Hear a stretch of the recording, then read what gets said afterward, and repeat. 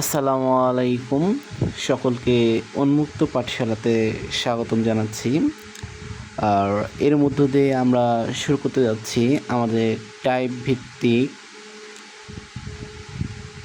Math পরিসংখ্যান অধ্যায় হতে, যেটা কিনা এসএসসি পরীক্ষার জন্য খুবই গুরুত্বপূর্ণ এবং এই ধরনের টাইপ থেকে সাধারণত প্রতি বছরই প্রশ্ন হয়ে থাকে। তো আমরা আজকে প্রথমে যে টাইপটি করব সেটা হচ্ছে টাইপ নাম্বার 1, সারণী হতে মধ্যক নির্ণয়। সারণী হতে মধ্যক নির্ণয়ের জন্য আমাদের এরকম একটি টেবিল দেওয়া থাকবে এবং এই টেবিল থেকে আমাদের ডেটা সংগ্রহ করে অঙ্কটি সলভ করতে হবে। তো চলো বন্ধুরা, আমরা আজকে এই ম্যাথটি সলভ করি। প্রথমে যে কোনো অঙ্কের করতে হলে আমরা সমাধান লিখব। সমাধান লেখার পর একটা দাগ দেব। তারপর আমরা দেখতে পাচ্ছি যে সারণী হতে মধ্যক নির্ণয় করো। মধ্যক নির্ণয় করতে বললে আমরা লিখব যে মধ্যক নির্ণয়ের জন্য সারণী নিম্নরূপ। মধ্যক নির্ণয়ের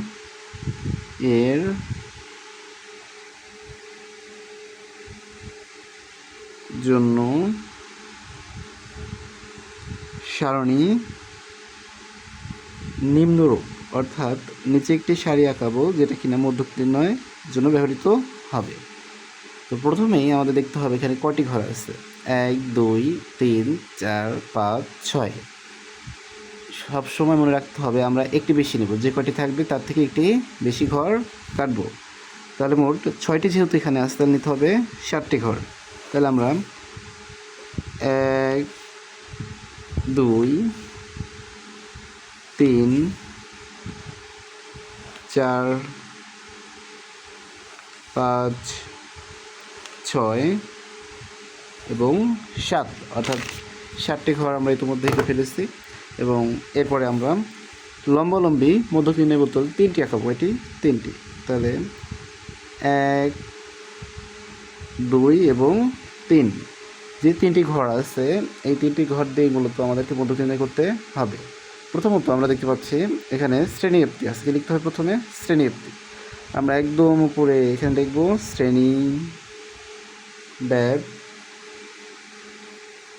শ্রেণী ব্যক্তির পর থাকবে গণসংখ্যা। কি থাকবে? গণসংখ্যা। তাহলে আমরা গণসংখ্যা লিখে ফেলি। গণসংখ্যা লেখার পর লিখতে হবে ক্রমযোজিত গণসংখ্যা। ক্রমযোজিত গণসংখ্যা। এক্ষেত্রে এই অঙ্কটি করার জন্য আমাদের শ্রেণী ব্যক্তি দেওয়াই আছে। শ্রেণী ব্যক্তি যদি দেওয়া আছে তাহলে আমরা শ্রেণী ব্যক্তিগুলো লিখে ফেলব। প্রথমে আসছে 31 থেকে 40। তাহলে আমরা এই বরাবর লিখব 31 থেকে 40। 31 থেকে 40-এর পর আসছে 41 থেকে 50। তাহলে তার নিচের লাইন লিখব 41 থেকে 50 এবং এরপরে আসছে 51 থেকে 60। তাহলে আমরা লিখব এখানে 51 থেকে 60। এটা লেখার পর আমরা দেখতে পাচ্ছি এরপর আসছে হলো 61 থেকে 70। দেখে সুন্দর করে উঠিয়ে দেবো। উঠে দেওয়ার পরে 71 থেকে 80 এবং আরও একটি ডেটা দেওয়া আছে, সেটা হচ্ছে গণসংখ্যা। তাহলে গণসংখ্যাগুলো লিখে প্রথমে আসছে 8, তাহলে 8 লিখলাম। এরপরে আসছে 12 লিখলাম। 12-র পরে আসছে 20, তারপরে 20 লিখলাম। এরপরে আছে 16, তাহলে 16 লিখব। 16-র পর আছে 14, তাহলে আমরা 14 লিখে ফেলব। লেখার পরে ক্রমযোজিত গণসংখ্যা, অর্থাৎ এটা কোনাকুনি যোগ করতে হয়। সবার আগে যে প্রথমে যে সংখ্যাটি থাকবে সেটাই লিখে নেব। এখানে 8 ছিল, 8 লিখে নিচ্ছি। এরপর থেকে আমরা কোনাকুনি যোগ করব। কীভাবে যোগ করব? কোনাকুনি। আমরা দেখতে পাচ্ছি এখানে যে 8 এই কোণায় আছে 8 এবং এই কোণায় আছে 12, অর্থাৎ এই ঘর এবং এই ঘর কর্নার বরাবর আমরা যদি এইভাবে বিবেচনা করি তাহলে এটা একটা কর্নার হচ্ছে। তো এই তীর চিহ্ন সাধারণত আমরা দেবো না, বোঝার জন্য এটা করা হয়েছে। তাহলে 8 এবং 12 যোগ করলে হবে 20 এবং পরের ফাঁকা ঘর পূরণ করার জন্য আমরা কোনাকুনি আবার যোগ করে দেব। এই কোণায় আসতে হলো 20 আর এই কোণার ঘরে আসতে হলো 20। 20 আর 20 যোগ করলে হবে 40। একইভাবে আবার কোনাকুনি যোগ করব 40 আর এই কোণায় আসতে হচ্ছে 16। 40 আর 16 যোগ করে হবে 56। 56 লেখার পরে আমরা দেখতে পাচ্ছি এখানে 56 এবং এখানে আছে কোণায় 14। এই 56 আর 14 যোগ করলে হবে 70। আমাদের একটা জিনিস মনে রাখতে হবে যে এই যে 70 আসছে এই ঘরটা আমাদের মনে রাখতে হবে, এইখানে যে মানটা আসবে এখানে সেই এন এর মান সেম টু সেম একই হবে, অর্থাৎ 70 হবে। আমরা যোগ করি, 8 আর 12 যোগ করলে 20 হবে, 20 আর 20 যোগ করলে হবে 40, 40 এবং 16 যোগ করলে হবে 56, 56 এবং 14 যোগ করলে হবে 70। আচ্ছা, এরপরে আমরা সবার আগে মধ্যক নির্ণয়ের সূত্র লিখে ফেলবো। আমরা জানি কি লিখবো, আমরা জানি যেহেতু আমাদের মধ্যক নির্ণয় করতে বলছে, তাহলে লিখবো আমরা জানি মধ্যক সমান L plus N by 2 minus F C into H by F M, অর্থাৎ আমাদের এই মানগুলোর প্রয়োজন রয়েছে। তো এই মানগুলো লেখার জন্য আমরা সাইড নোট করব এবং লিখব এখানে প্রথমে কি বিষয় মান লাগবে, এল এর মান। তাহলে আমরা সূত্র দেখে বসে দেবো এল সমান, এরপর লাগবে এন এর মান লিখব, এরপর লাগবে এফ সি এর মান, তাহলে এফ সি রইল, এরপর লাগবে হচ্ছে এইচ এর মান, তাহলে আমরা এইচ এর মানটা বের করব, এরপর লাগবে হচ্ছে এফ এম, অর্থাৎ সর্বশেষে লাগবে এফ এম। তাহলে আমরা দেখি এবার এল, এটা নির্ণয় করার জন্য একটা টেকনিক হচ্ছে একদম উপরে যে সংখ্যাটা আছে এটা এবং একদম নিচের যে সংখ্যা আছে সেখানে রাখবো। রাখার পর আমরা দেখব মাঝখানে কী আছে, এখানে দেখতে পাচ্ছি 1 2 3 4 5, 5টি ঘর আসছে সংখ্যার, যেহেতু 5টি আসছে তাহলে বোঝা যাচ্ছে এর মধ্যবর্তী সংখ্যা হবে হচ্ছে 3 নাম্বার ঘর। তাহলে 3 নাম্বার ঘর, আমি এই পাশ থেকে 2টা গেছি, উপর থেকে 2টা আসছে, তাহলে মাঝখানে রইলো কোনটা, এটা মনে রাখার জন্য মনে এটা তীর চিহ্ন দিয়ে রাখবো। রাখার পরে এল বলতে বোঝাচ্ছে এই যে তীর চিহ্ন দিয়েছি, অর্থাৎ মধ্যক শ্রেণী, এটাকে বলা হয় মধ্যক শ্রেণী। এই মধ্যক শ্রেণী হচ্ছে 51 থেকে 60। তাহলে এর নিম্ন সীমা হচ্ছে 51, তাহলে আমরা 51 লিখে ফেলবো। এর পরবর্তীতে এন বলতে বোঝা হচ্ছে মোট গণসংখ্যা, এখানে মোট গণসংখ্যা 70, তাহলে আমরা এখানে 70 লিখব।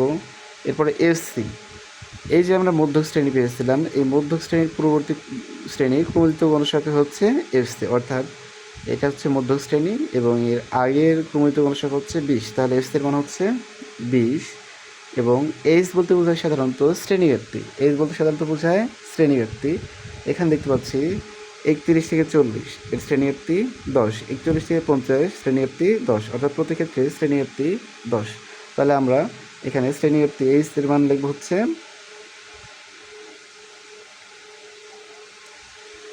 10, এখানে লিখব 10। এবং এফএম অর্থাৎ হচ্ছে মধ্যক শ্রেণীর গণসংখ্যা, এখানে আমরা দেখতে পাচ্ছি মধ্যক শ্রেণী 51 থেকে 60, এই বরাবর আমাদের গণসংখ্যা 20, তাহলে আমরা এফএম এর মান বসাবো এখানে 20। এখন খুব সহজেই আমরা অঙ্কটা করে ফেলতে পারি। এখন শুধু মানটা বসিয়ে দেবো এবং মান বসানোর জন্য আমাদের প্রথমে আসছে এল, এখানে এল এর মান ছিল 51, তাহলে আমরা সারণী হতে এই ডাটাগুলো পাইছি, তাহলে বসিয়ে দেবো 51 প্লাস চিহ্ন দিলাম, এটা ফার্স্ট ব্র্যাকেট ছিল, আমরা ফার্স্ট ব্র্যাকেট দেবো, দেওয়ার পরে উপরে আসছে এন, এখানে এন এর মান হচ্ছে 70, তাহলে 70 লিখবো ভাগ 2 মাইনাস এফসি বলতে হচ্ছে এখানে 20, তাহলে এখানে আমরা 20 লিখবো, ফার্স্ট ব্র্যাকেট ছিল দিলাম, ইন্টু চিহ্ন ছিল দিলাম, এইচ বলতে হচ্ছে এখানে 10, তাহলে আমরা 10 লিখবো এবং নিচে এফএম এর মান হচ্ছে 20, তাহলে সুন্দর করে 20 লিখে দেবো। এখন অঙ্কের ক্যালকুলেশন করলে অঙ্ক শেষ। তাহলে 51 প্লাস আগে ব্র্যাকেটে কাজ করব, 70কে 2 দিয়ে ভাগ করলে হবে 35 মাইনাস 20, তাহলে হচ্ছে 15, তাহলে এই সঙ্গে কত হচ্ছে এখানে 15 মাইনাস, অথবা আমরা লসাগু করলেও চলতো, তাহলে আমাদের এখানে 2 আর 1 লসাগু হতো 2, আর 35, 70কে 2 দিয়ে ভাগ করলে হবে 35 এবং এর থেকে 20 যদি মাইনাস করি তাহলে থাকবে হচ্ছে 15, এই 15 আর 10 গুণ করবো 150 হবে, কত হবে 150কে আবার করতে ভাগ করতে হবে, নিচে ছিল 20, সাধারণত এই পাশে বাম পাশে 51 রইল, প্লাস 150কে যদি আমরা 20 দিয়ে ভাগ করি তাহলে আমরা ক্যালকুলেটর দেখতে পাচ্ছি 150 ভাগ 20, এটাকে ভাগ করলে আসতেছে 7.5, তাহলে এখানে আমরা লিখব হচ্ছে 7.5। এখন দেখতে পাচ্ছি দুইটা সংখ্যা আছে, দুইটা সংখ্যা থাকলে যোগ করে দেবো 51 প্লাস 7.5, দুইটা যোগ করলে হবে হচ্ছে 58.5। এটা দেখি আমরা তারপরেও ক্যালকুলেশন করে, প্লাস চিহ্ন 7.5, এই দুইটা যোগ করলে হবে 58.5। 51 প্লাস 7.5, 58.5। তো 51 এবং 7.5 যোগ করলে হবে 58, এবং এটা হচ্ছে অঙ্কের অ্যান্সার। অর্থাৎ আমরা খুব সহজেই এভাবে যে কোনো মধ্যক নির্ণয়ের টাইপটি সমাধান করতে পারি। এবং সর্বশেষে আমরা এখানে একটি প্রায় লিখে দেবো, অর্থাৎ কাছাকাছি, নির্দিষ্ট ভ্যালু, এবং এটা প্রায় কাছাকাছি। আমরা খুব সহজেই দেখতে পাচ্ছি এই অঙ্কটি সমাধান করলাম। এবং এই ধরনের অঙ্ক প্রতি বছরই প্রায় কোনো না কোনো বোর্ডে এসে থাকে। খুবই খুবই খুবই গুরুত্বপূর্ণ একটি অঙ্ক, পরিসংখ্যান অধ্যায়ের। এবং আমরা 1 নাম্বার টাইপ এর মধ্যে শেষ করে ফেলছি। আর আমরা বোঝার চেষ্টা করব ইনশাআল্লাহ এই অঙ্কটা। এর মধ্য দিয়ে অঙ্কটির সমাধান করার মধ্যে ভিডিওটি সমাপ্ত করা হচ্ছে। এবং আমাদের চ্যানেলের উন্মুক্ত পাঠশালা, এটা ব্যতিক্রমধর্মী একটি শিক্ষাদায়ক প্রতিষ্ঠান। এখানে বিনামূল্যে পাঠদান করা হচ্ছে। তো আপনারা সবাই নিজ নিজ অবস্থান হতে সর্বোচ্চটা দিয়ে আমাদের পাশে থাকা বেল আইকনটি ক্লিক করবেন আশা করি। এবং ইনশাল্লাহ ভবিষ্যতে যেন কোনো কিছু করা যায় সেজন্য দোয়া করবেন। আল্লাহ হাফিজ, সকলে ভালো থাকবেন। আসসালামু আলাইকুম।